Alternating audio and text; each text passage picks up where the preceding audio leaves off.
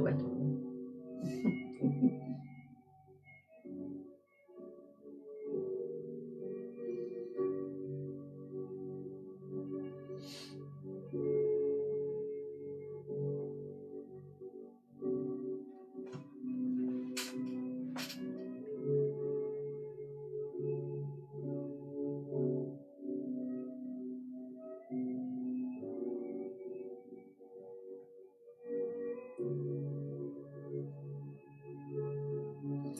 Allô, Allô, Guylaine. Allô, Allô, Pierre. Pierre. Ginette.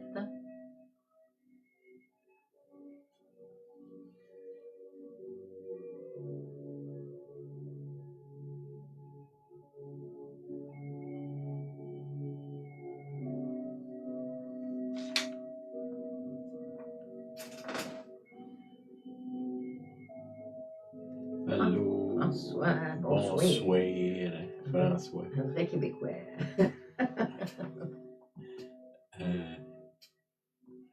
Oui, on va saluer nos amis français. C'est la fête des Français aujourd'hui, le 14 juillet. Bonne fête à vous tous. Tous les Français de nos amis. Ils vont peut-être nous écouter plutôt demain, vu qu'il est presque minuit là, chez eux, si c'est pas déjà le cas. Là. OK. Coupe d'annonce de samedi le 19. On a notre pique-nique. Ça va être chez nous. Excusez-moi. Excusez, j'ai une petite allergie qui vient là. OK, on a la réunion de silence quand même à 1h. Ça fait que après ça, on va partager, puis après ça, on va avoir le pique-nique. J'ai vu tantôt la météo, il annonce beau samedi. Ça fait que je vous ai dit, là, ceux qui veulent camper, on a une place où vous pouvez camper. Amenez vos chaises, amenez votre nourriture, on a un barbecue. Amenez vos chaises aussi. On veut faire un feu après, mais ici, dans notre secteur, le soir, souvent, c'est frais. Là, ce qu'amenez-vous un petit manteau, peut-être des pantalons longs, là, si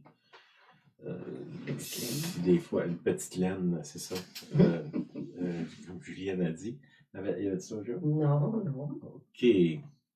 Bon, je veux partager quelque chose. Partir de Genèse 2,18. OK?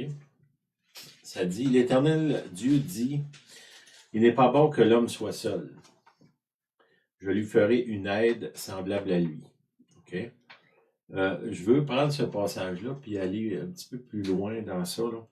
Là. En français, on sait que dans la langue française, tout a un sexe, hein? Même une chaise, un tableau, bon, tout on va dire, est sexy, on peut dire. En anglais, c'est pas le cas.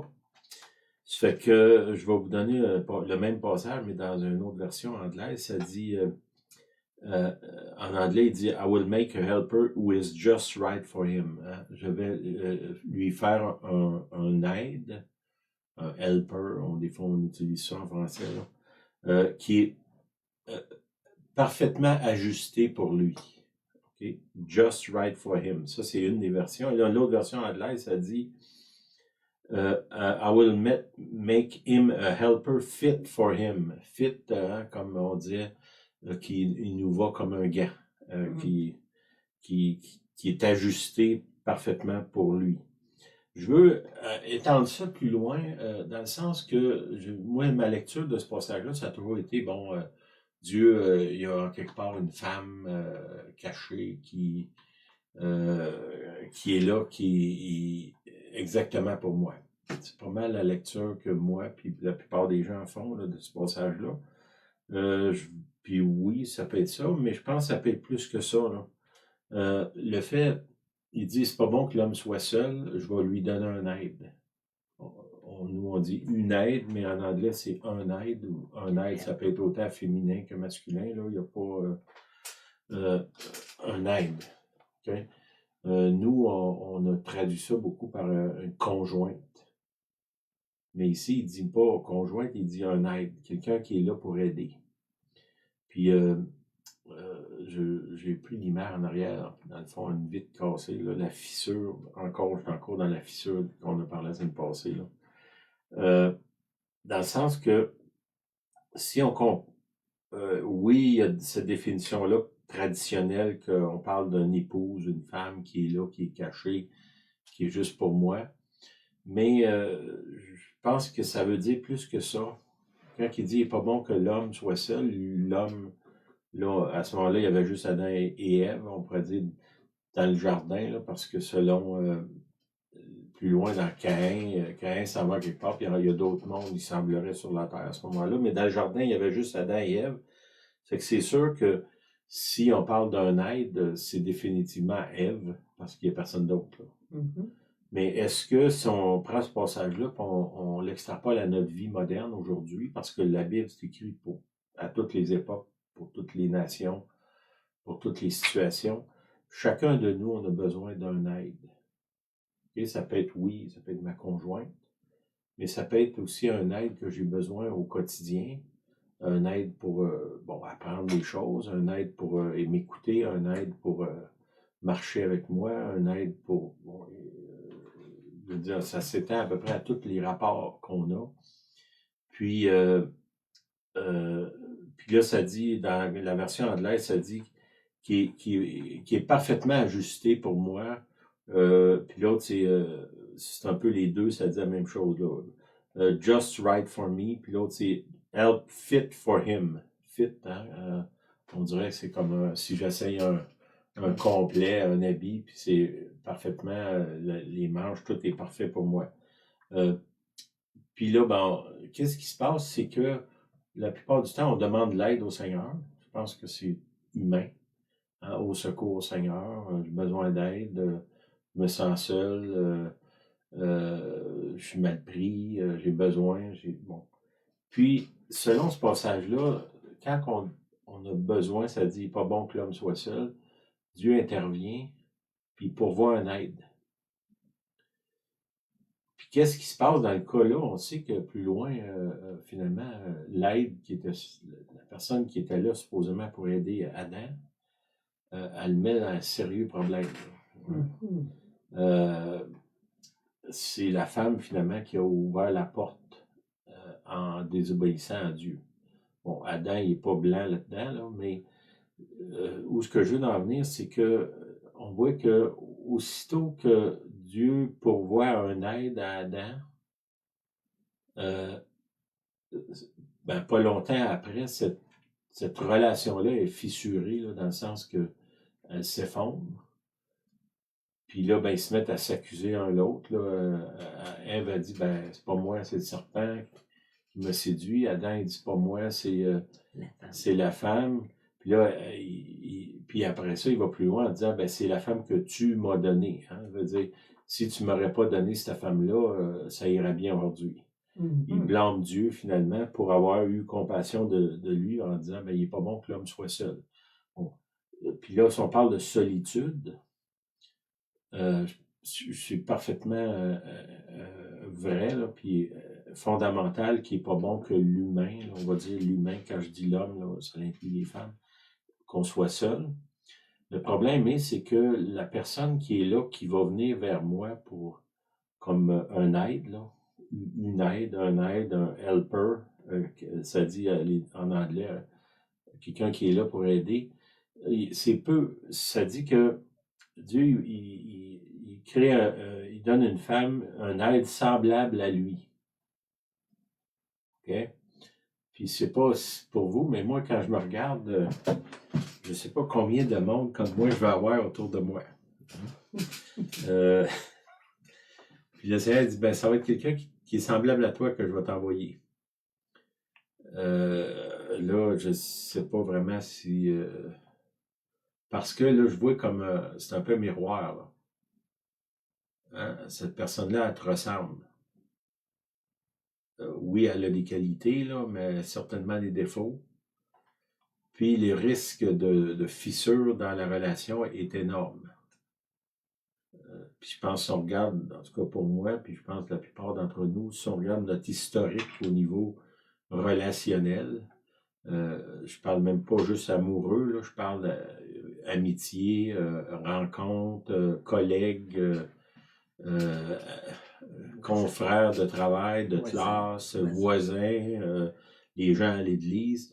On n'a pas un super historique là, de parfaite clarté. Hein? Ça ressemble beaucoup à mon image. Là. Si je regarde ma vie, il y a beaucoup de fissures, de cracks là, au niveau relationnel. De cracks, de fissures.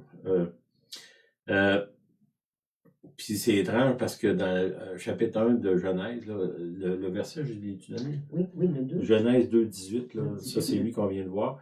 Il n'est pas bon que l'homme soit seul, je vais lui faire un aide semblable à lui. Okay? Un aide qui lui va parfaitement. Pas qui est parfait, qui lui va parfaitement. Okay? Ce qui me va, ce que j'ai besoin, puis ce que je veux, c'est pas la même chose. Hein? Moi, je pense que je voudrais que les gens qui sont autour de moi sont tous parfaits, puis que moi, dans le fond, j'ai pas vraiment besoin d'être parfait, c'est eux autres à l'être. Là. Puis ça, c'est ce que je voudrais. Puis ce que j'ai besoin, c'est peut-être quelqu'un qui va venir me révéler la fissure dans ma vie, là, ce qu'on parlait la semaine passée. Il y a un autre passage dans les Proverbes qui dit le fer aiguise le fer. Hein? Ça veut dire quand tu prends 2 morceaux de fer et tu les frottes ensemble, ça fait des étincelles. C'est beaucoup le cas quand on s'approche l'un de l'autre. Ça fait des étincelles. Ce que, si on part de l'idée que c'est pas bon que l'humain soit seul, puis qu'on extrapole ce passage-là en disant, il parlait pas seulement de « trouve-moi une épouse », là. C'est « j'ai besoin d'un aide ». Quel que soit le domaine de ma vie, j'ai besoin d'un aide. Ça peut être quelque chose je sais pas, moi, je prie au bord du chemin, mais quelqu'un qui arrête, c'est un aide qui est là. Hein? Ça veut pas dire que je vais me marier cette personne-là, là. Mais c'est de l'aide qui est là, qui vient à moi. Puis là, dans le défi de ça, c'est comment je vais réagir quand Dieu répond à ma prière, Seigneur, j'ai besoin d'aide. Puis, comme je vous dis, notre historique n'est pas très bon là, dans ce domaine-là. Puis au verset Genèse 1, 26, ça dit, Dieu dit, faisons l'homme à notre image, à notre ressemblance. Okay? Ça veut dire que Dieu dit, on va faire l'homme à notre ressemblance. Il parle c'est le trio, le Père, le Fils et le Saint-Esprit, c'est pour ça qu'il parle au pluriel, faisons l'homme à notre image. Puis là, on regarde, l'homme est fait à l'image de Dieu, mais sérieusement, quand je me regarde, je ne vois pas le divin en moi, ma ressemblance avec Dieu. Quand je regarde mon modèle, c'est Jésus, comment Jésus a marché sur la terre, comment moi je marche sur la terre. Je ressemble, je ne sais pas à quel point je ressemble. Là. Puis là, après ça, il dit, je vais t'envoyer un aide qui te ressemble à toi. Si moi, je me compare à Dieu, à quel point je suis une pauvre image de lui, là,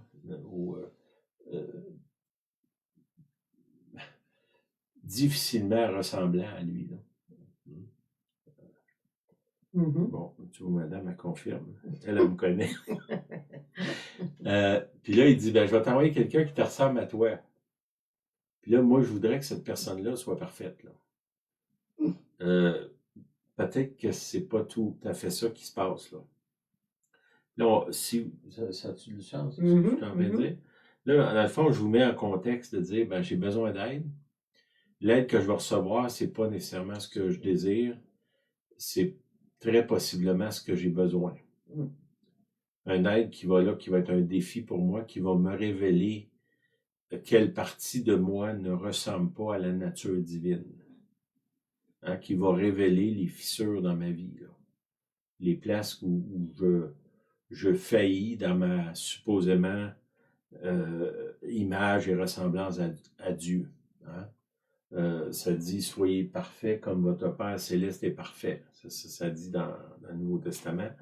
Bon, je ne sais pas, là, mais j'ai pas l'impression tout à fait à ce moment-ci dans ma vie que j'ai atteint cette perfection-là.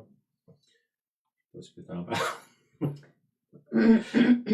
Elle se retient de commentaires.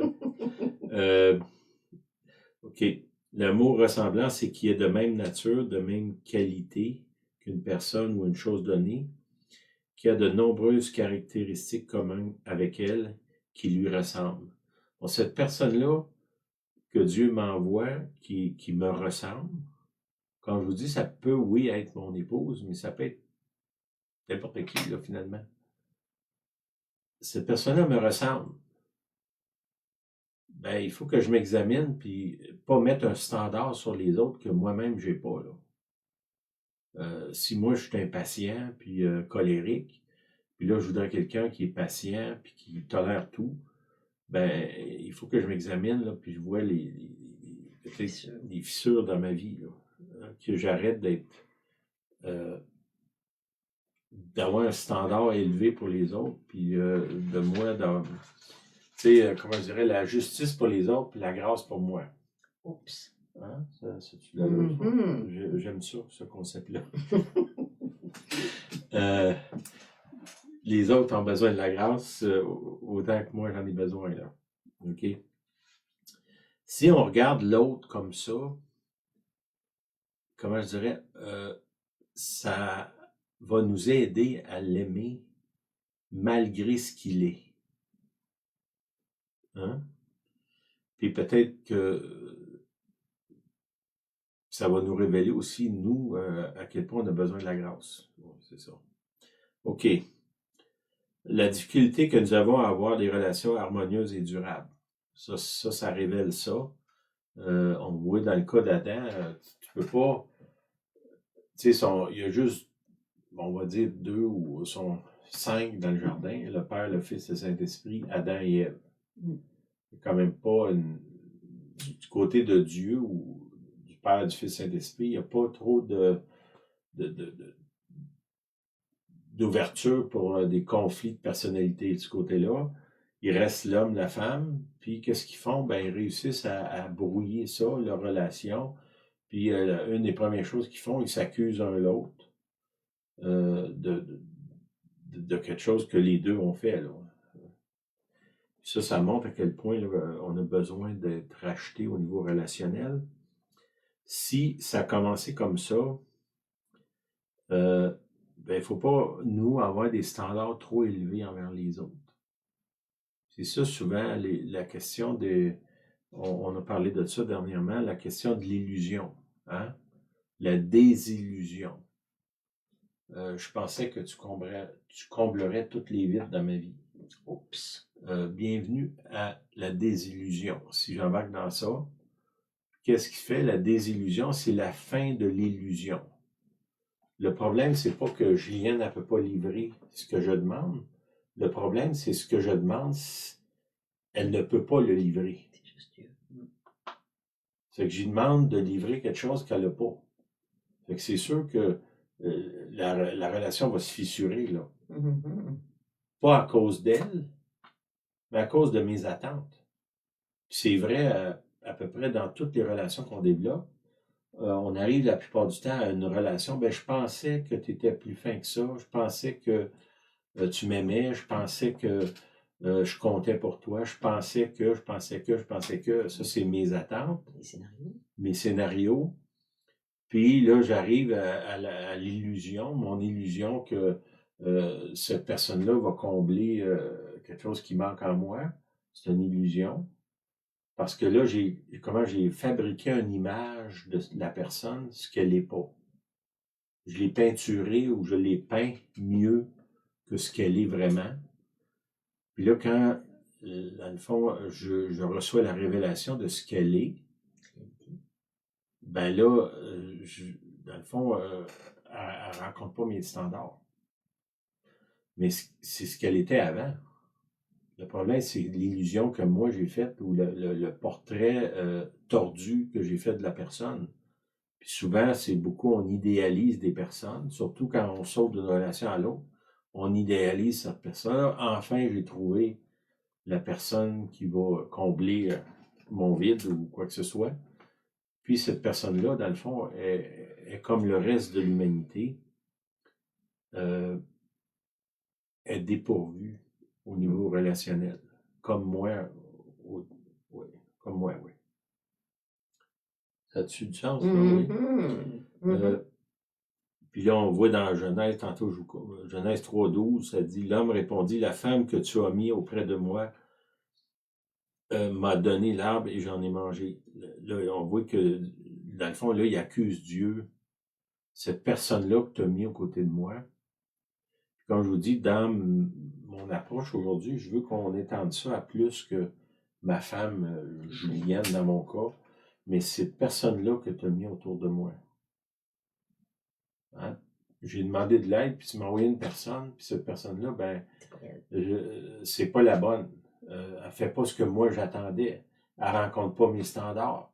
Moi, je voulais qu'elle fasse ça, puis elle a fait d'autres choses. Je voulais qu'elle me donne 100 $, mais elle m'a donné seulement 50, en oubliant qu'elle n'était pas obligée de me donner rien. Comprenez-vous, là? Je donne un exemple de dollars, mais ça peut être toutes sortes de choses, là. Genèse 3,16. J'augmenterai la souffrance de tes... Ça, c'est la malédiction que sur la femme, OK? Sur l'aide. On va l'appeler l'aide, là. J'augmenterai la souffrance de tes grossesses, tu enfanteras avec douleur. Tes désirs se porteront vers ton mari, mais il dominera sur toi. On voit que ici, dans le fond, il y a cette question-là de désir puis de domination. Puis là, on applique ça dans le mariage, là.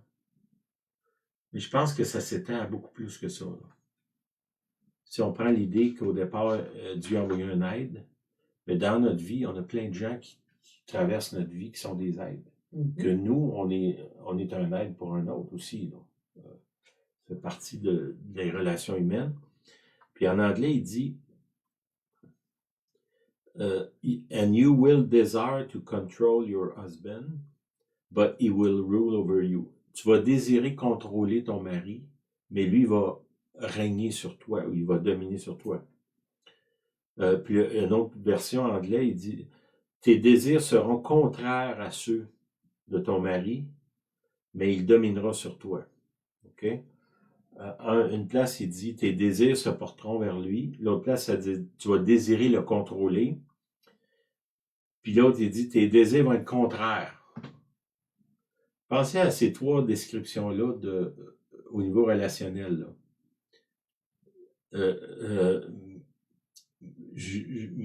Ce que je désire, ça m'attire vers toi. Mais finalement, ce que je désire, c'est pas ça que tu me donnes. Ou en tout cas, tu me le donnes pas comme je m'attends que tu vas me le donner. Tu réponds pas bien. Tu réponds pas bien à mon désir. Puis là, l'autre version en anglais, ça dit je vais désirer vouloir te contrôler. Puis, d'une certaine façon, tu te laisseras pas faire. Puis l'autre chose, c'est mes désirs sont contraires aux tiens. Puis là, ben, on rentre dans un conflit. Le conflit. Fait que prenez ces trois choses-là, mettez ça dans nos relations, là, oui, maritales, mais en général. J'ai des désirs, je vais vers quelqu'un. Quand on va vers quelqu'un, c'est très rare qu'on n'a pas un désir, quelque chose qu'on veut tirer de la personne, on va dire. Hein? On va vers l'autre, puis souvent c'est pour nous-mêmes. C'est le crochet, là, je vais vers toi, mais c'est pour moi. C'est ça, c'est mes désirs mes désirs personnels m'attirent à toi. Mais dans le fond, là, tu deviens l'objet pour accomplir mes désirs. C'est que dans ça, t'es juste un objet, là. Puis on voit là, dans l'autre version anglaise qui dit ben là, mon désir, c'est de te contrôler. Pourquoi je veux te contrôler? C'est pour obtenir de toi ce que je veux. Il n'y a pas d'autre raison pour ça qu'on contrôle les gens, là. Puis l'autre passage qui dit ben mes désirs sont contraires aux tiens. Ce que moi je veux tirer de toi, c'est différent que ce que toi tu veux me donner. Puis là, on rentre en conflit. Au lieu de laisser la liberté à l'autre de me donner ce qu'il veut bien me donner, j'essayais de lui soutirer ce qu'il a. Puis souvent, ce que je veux lui soutirer, il l'a même pas. Puis là, le conflit, qu'est-ce que ça fait? La relation est brisée. Un peu, je reviens encore avec mon image. Ça, comprends-tu là, ce que tu veux dire par là? Galates 5,13. Ça dit, frères, vous avez été appelés à la liberté. Seulement, ne faites pas de cette liberté un prétexte pour vivre selon la chair. Okay? On est libre. Si on prend, dans le fond, les 3 choses que je viens de vous dire là, mes désirs, mon désir de contrôler, puis les désirs contraires, ça, c'est l'opposé de la liberté. Dans le fond, au lieu de laisser l'autre libre, j'essaie de l'embrigader dans mes désirs. Puis là, après ça, je suis surpris pourquoi il s'éloigne. Ben, il n'y a pas grand monde qui désire se faire contrôler. Là. Puis ceux qui arriveraient à se laisser faire, ben, on pourrait dire que c'est un défaut, je ne dirais pas une maladie, mais presque, là. C'est malsain. C'est pas ça que Dieu, lui, il dit, on est appelé à être libre. Il parle, oui, moi, je suis appelé à être libre, mais je suis appelé à laisser les autres libres aussi. Ça, c'est son marche. Seulement, ne faites pas de cette liberté un prétexte pour vivre selon la chair. Quand il parle de la chair, c'est quoi? La chair, c'est mes désirs. Puis tous les moyens que je prends pour obtenir ce que moi je désire. Puis c'est pour ça que je vous dis, quand il parle ici, pour moi, ça, ma lecture, c'est 2 semaines là, que je lis ça, puis dans le fond, je me dis, ça dépasse largement la relation de l'homme et de la femme mariée, je parle là. Ça parle de notre relation en général avec les autres. Ceux que Dieu a créés, qui sont semblables à nous, qu'on va appeler les aides. Les gens vers qui je vais quand j'ai besoin d'aide. Puis là, là, il essaie, dans Galates, il essaie de nous dire, oui, tu as besoin d'aide, oui, je veux t'envoyer une aide, mais je veux que tu marches dans l'esprit quand cette aide-là vient vers toi, pour pas que encore une fois, tu brises la relation, que tu la déchires. Très classique. Oui, c'est ça. Donc, oui, on est appelé à être libre, mais il ne faut pas prendre ça comme pour vivre selon la chair. Je suis un homme libre, donc je peux te manipuler, te contrôler, puis t'utiliser. Puis là, il dit, c'est un aide semblable à toi.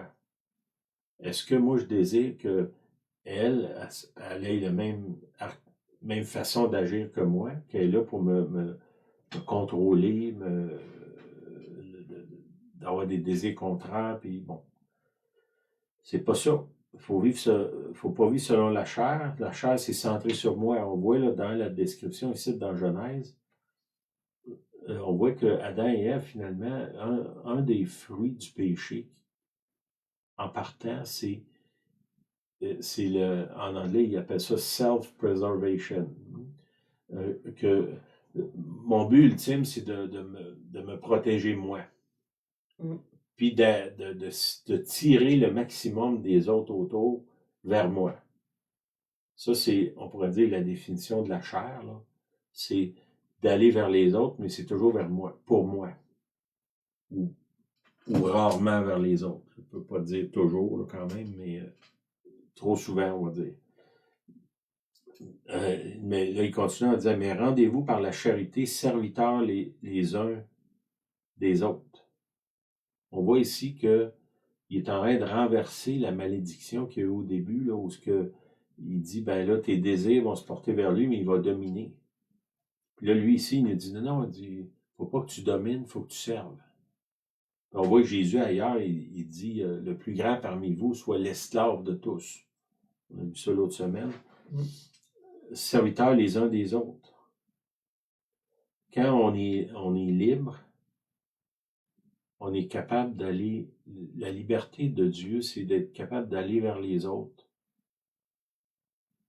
pour les servir, sans avoir des attentes qui sont pas réalistes. Ça, c'est la définition de la liberté. Puis souvent, nous, la liberté, c'est, non, moi, j'ai la liberté de tirer le maximum des autres. Ça, c'est vivre selon la chair. Selon l'esprit, c'est qu'est-ce que je peux ajouter à ta vie pour que tu sois mieux? Amen. Ça, c'est la définition de Dieu. On va appeler ça du bonheur, hein, ou la règle d'or. On devient libre du péché à ce moment-là. Puis c'est pour ça qu'on a reçu le Saint-Esprit. Comme je l'ai dit tantôt, Dieu, il dit, faisons l'homme à notre image, à notre ressemblance. Ben, faut pas être nécessairement besoin d'être un prophète pour savoir que il n'y a pas beaucoup de monde parmi nous qui ressemble à Dieu. Dans sa nature, dans la description de ce qu'il est. C'est que pour qu'on puisse lui ressembler, il faut qu'on laisse la place au Saint-Esprit en nous pour que le Saint-Esprit, comment je dirais, prenne la place à l'intérieur de nous pour qu'on devienne vraiment semblable à Dieu. Contraire de Adam, l'homme déchu, on va dire, ou Adam et Ève, les gens déchus. OK. 1 Pierre 4,8. Avant tout, ayez les uns pour les autres une ardente charité, car la charité couvre une multitude de péchés. Okay? Comment je peux être libéré du péché? Il parle d'une ardente charité. Hein? Ça veut dire que je sois bon à l'excès vers les autres. Que ça soit brûlant en moi d'aller vers l'autre pour l'aider, pas pour tirer quelque chose de lui. Là, vous dites, ouais, mais moi, si je fais ça, qu'est-ce qui reste pour moi? Ben, ce que moi je comprends de ça, c'est que si on va utiliser des mots, mon langage, là, si je me vide en me donnant aux autres, c'est Dieu qui va me remplir. C'est que jamais je vais arriver au fond de moi-même. Ça, c'est la marche dans l'esprit, c'est ça.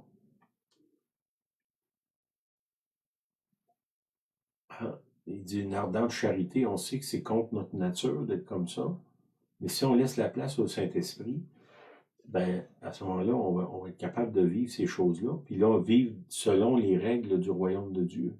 Vivre dans le royaume. Ou est-ce que tu as plus de plaisir à donner, tu as plus de bonheur à donner qu'à recevoir? Ça, c'est pas les règles du monde aujourd'hui, là. C'est les règles du royaume. Mais comment on fait pour arriver là? Par le Saint-Esprit. C'est pas par nos forces. C'est pas en s'efforçant, là. Dans le fond, l'effort que je dois faire, c'est de me donner à Dieu. C'est pas d'essayer de plaire à Dieu, c'est de me donner à lui. Hein, il y a un passage qui dit dans l'Ancien Testament, « Par ta lumière, nous voyons la lumière. » C'est lui qui vient m'éclairer, là. C'est pas moi qui s'éclaire, c'est lui.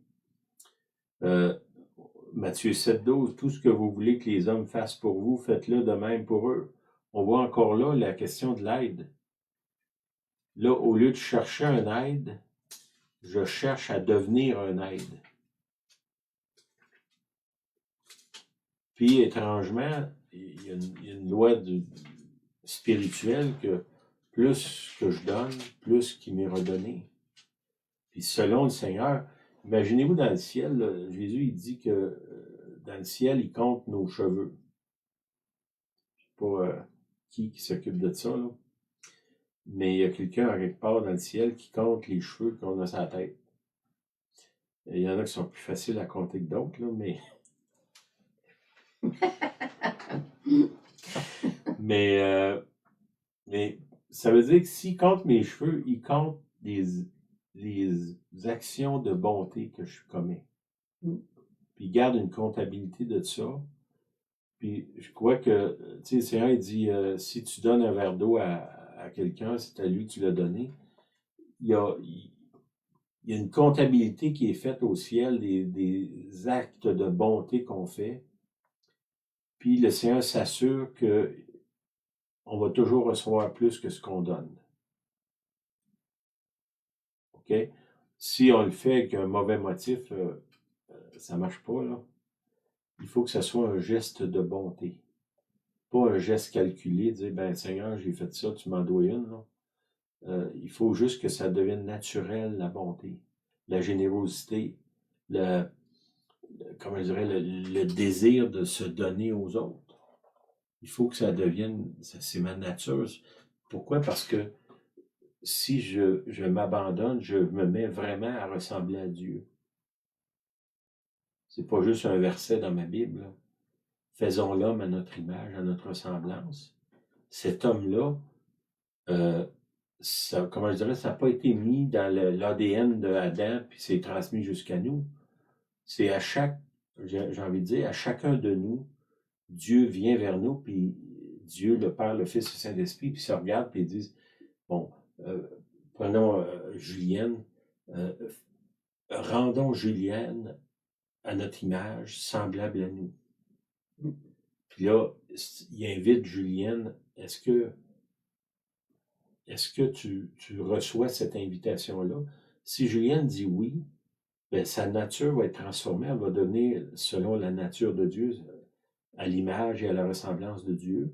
Puis tu sais, car Dieu a tant aimé le monde, qu'il a donné son Fils.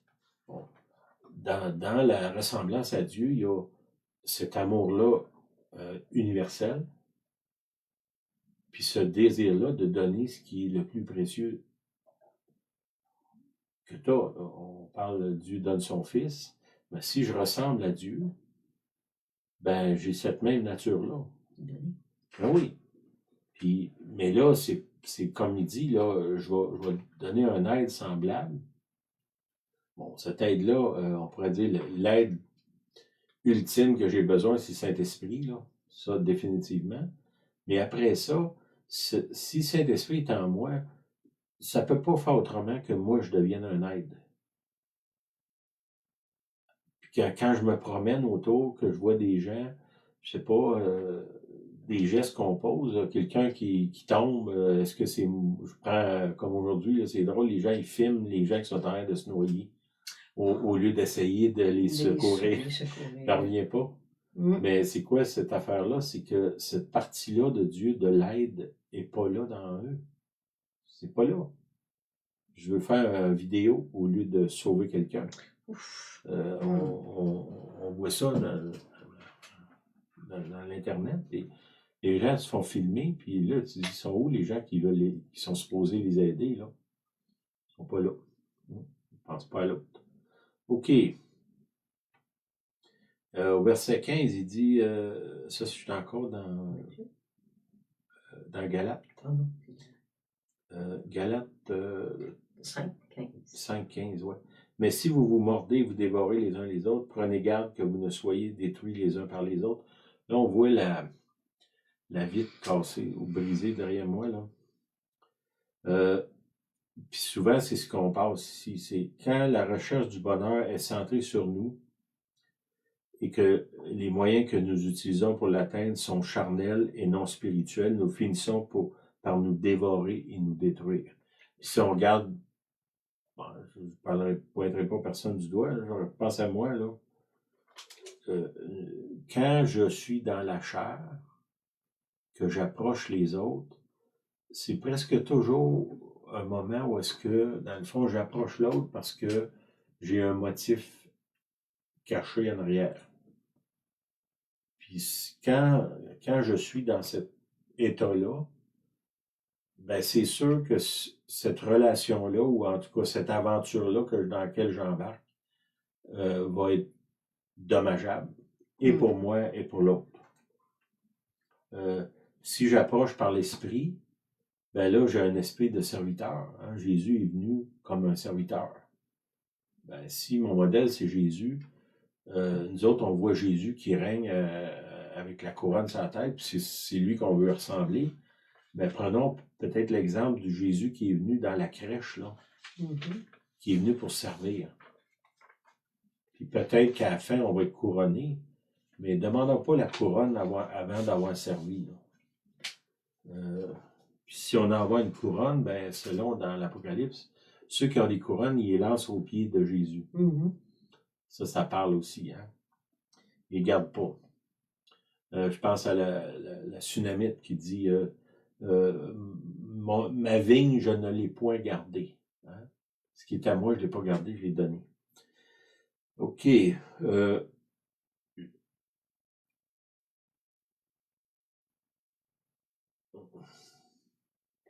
Au verset 16, je dis donc, marchez selon l'esprit. Marcher selon l'esprit. Comment je fais pour marcher par l'esprit?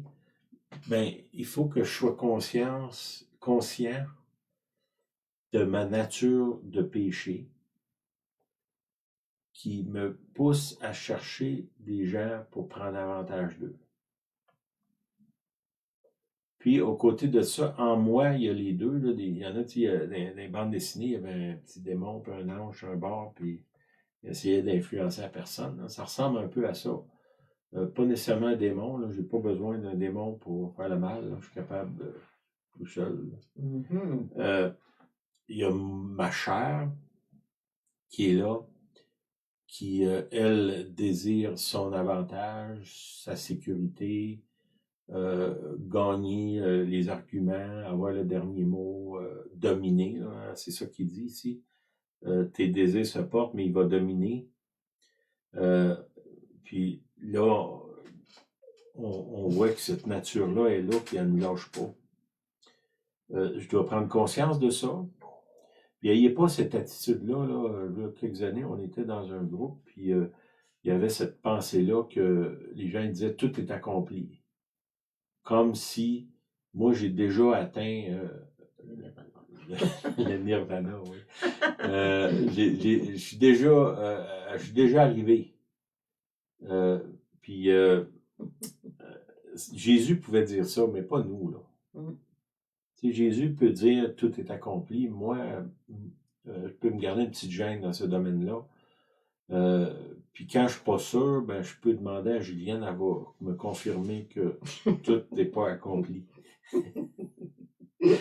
Ben c'est pour ça que j'y demande le moins souvent possible.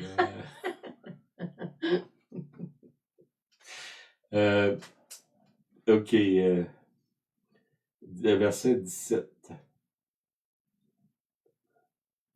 OK, non, avant ça, j'avais une note, j'avais écrit le plus grand ennemi de mon bonheur, c'est moi-même. Puis quand je vous dis, la plupart du temps, qu'est-ce qui crash mon bonheur? C'est mes illusions puis mes attentes pas réalistes. C'est presque toujours ça qui va crasher mon bonheur. Un des grands buts de la rédemption, c'est d'être racheté de moi-même. Excusez. OK, un des grands buts de la rédemption, c'est d'être racheté de moi-même.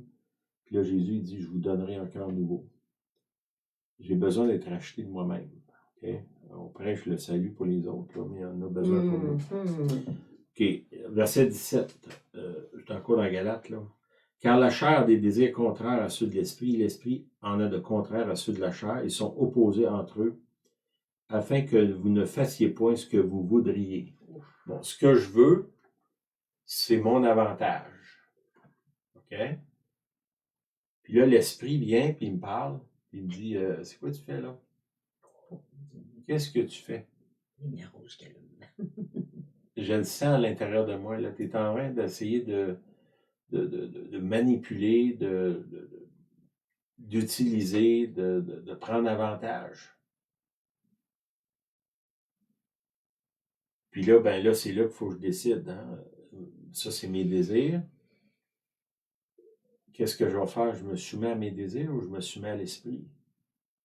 Puis là, je peux regarder la même personne, la même situation, au lieu de dire qu'est-ce que je peux tirer de la personne, l'esprit va me dire, ben, qu'est-ce que tu peux ajouter à cette personne-là? Puis moi, une des choses que je comprends, n'importe quoi que je regarde à mon avantage, ça ne vient pas du Saint-Esprit. C'est contraire à sa nature. Je veux dire, si je veux savoir si je marche dans l'esprit, c'est facile, en tout cas en partie. N'importe quoi où est-ce que je suis dans une situation où est-ce que je pourrais être avantagé ou prendre l'avantage, c'est presque à 100%, ça c'est dans la chair. C'est car Dieu a tant aimé qu'il a donné. Il n'a pas pris, il a donné. C'est dans sa nature de donner. Si j'ai la nature de Dieu, ça va être dans ma nature de donner, pas de prendre. Est-ce que je vais recevoir? Oui. Mais recevoir puis prendre, c'est pas la même chose. Ce qu'il faut si on veut marcher dans l'esprit, il faut qu'on apprenne à être des gens qui sont là pour voir les besoins, puis dans la mesure, dans nos capacités, selon, il y a aussi un ordre, hein, ça dit celui qui ne s'occupe pas de sa famille est pire qu'un infidèle. Ben, tu sais, d'aller, comment je dirais, donner de la nourriture aux pauvres, puis pas nourrir notre famille, ça marche pas, là. Il y a quand même un ordre, là, vous comprenez?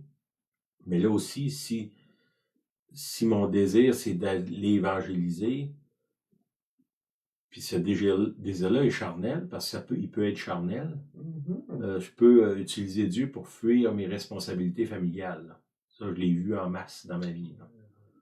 Ben, si c'est le cas, l'Esprit va me dire, non, non, tu restes chez vous. T'occupes de ta femme, t'occupes de tes enfants. Puis ça, c'est l'Esprit. C'est que, soyez attentifs à ça.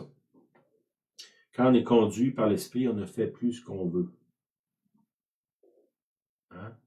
Ça, c'est un des combats de la vie chrétienne, mes désirs versus les désirs de Dieu. Bon, là, je vais arrêter là, mais il y a une affaire qui m'a surpris, c'est verset 19, ça dit « Or, les œuvres de la chair sont manifestes, ce sont l'impudicité, l'impureté, la dissolution, l'idolâtrie, la magie. » Ils mettent la magie dans les œuvres de la chair. Je vais vous laisser réfléchir là-dessus. Ça veut dire, quand je me livre au démon, c'est un œuvre de la chair. C'est parce que je marche dans la chair. Comment est-ce que je peux combattre les œuvres de la chair? C'est en laissant la place au Saint-Esprit. Je vois pas d'autre moyen que ça. Si c'est l'Esprit qui marche, qui opère en moi, c'est ça qui me libère des œuvres de la chair. C'est pas rien d'autre, là. C'est pas des efforts, puis ça dit les œuvres de la chair, après ça, il dit les fruits de l'Esprit, l'amour, la joie. Bon, quand on regarde les fruits de l'Esprit, c'est Galates 5.22. Les fruits de l'Esprit, c'est tous les fruits de l'Esprit ont rapport aux relations avec les autres. Oui. Dans le fond, c'est le manuel comment aimer ton prochain comme Dieu t'aime ou comme Dieu veut que tu t'aimes toi-même. Ça, c'est Galates 5, le fruit de l'Esprit. L'amour, la joie, la paix, la patience, la bonté, la bénignité, la fidélité, la douceur, la tempérance. Il y a tout ce qui est décrit là, ça a rapport à relation avec les autres. Puis si on accomplit ça, on devient l'aide. La personne qui est là, qui dit, Dieu dit, il n'est pas bon que cette personne-là soit seule, je vais lui donner un aide semblable à lui. Ben, est-ce que ça se peut que Dieu m'appelle, moi, à devenir l'aide? Comme je vous dis, on a toujours lu ce passage-là comme un mariage, là, mais selon moi, ça dépasse ça largement, là. Dieu, il ne veut pas que les gens soient seuls. Ils ont besoin d'aide. Le problème, c'est qu'il nous envoie une aide semblable à eux, donc remplie de défauts et d'incapacités au niveau relationnel. Puis là, si on veut avoir du succès dans ça, il faut que nous, on se soumette au Saint-Esprit pour porter les fruits de l'Esprit, pour devenir quelqu'un qui est vraiment capable d'être un aide selon Dieu. Un aide qui ressemble à Dieu, à notre image, à notre ressemblance. Quand Dieu parle, ça c'est dans Genèse 1, 26, faisons l'homme à notre image, à notre ressemblance. Mais comment c'est qui fait ça? C'est faisons, c'est lui. C'est lui qui fait ça, c'est pas nous, là. C'est un œuvre. que lui a entrepris de faire. Faisons l'homme à notre image. Comment nous, ben, Saint-Esprit viendrait vers toi et dire, ben, laisse-toi faire. Laisse-moi faire. Laisse-moi le faire. Puis ensemble, on va le faire. C'est ça? Chacun sa part. Oui, ta part, c'est de t'abandonner, de reconnaître, d'être conscient que c'est pas dans toi, c'est pas naturel. Tu es charnel, ta chair est opposée à Dieu. Puis là, ben, il faut que tu apprennes à vivre selon l'esprit. Comment tu fais ça? En reconnaissant ton côté charnel, puis en détournant tes regards de ce côté-là, puis de faire l'opposé. Au lieu d'aller prendre avantage des autres, ben, peut-être de trouver un moyen de leur donner plus, de casser, de briser cette attitude charnelle en moi. En faisant le contraire. Ça dit, l'esprit est contraire à la chair. Comment je détruis la chair? Je fais le contraire de la chair. Je fais ce que l'esprit demande. Qu'est-ce que l'esprit demande? Soyez les serviteurs les uns des autres. C'est ça que ça dit. Oui. Hein? OK. Mais rendez-vous par la charité serviteurs les uns des autres. Galates 5:13. OK, je vais arrêter là. Il y a d'autres versets. Là, mais je crois que j'en ai assez dit. Tu avais dit quelque chose? Moi, je veux juste ajouter une chose.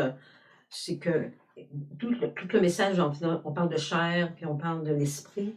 Puis moi, je pense que l'amour, hein, on sait que c'est l'amour, il a tant aimé le monde qu'il a donné son Fils. C'est l'amour parfait qui est Dieu, c'est de donner. Puis moi j'étais dans 1 Corinthiens 13 quand lui parlait, parce que l'amour, si vous lisez bien 1 Corinthiens 13, qui parle de l'amour, c'est sûr, l'amour au verset 6, la charité ou l'amour, elle est patiente, elle est pleine de bonté.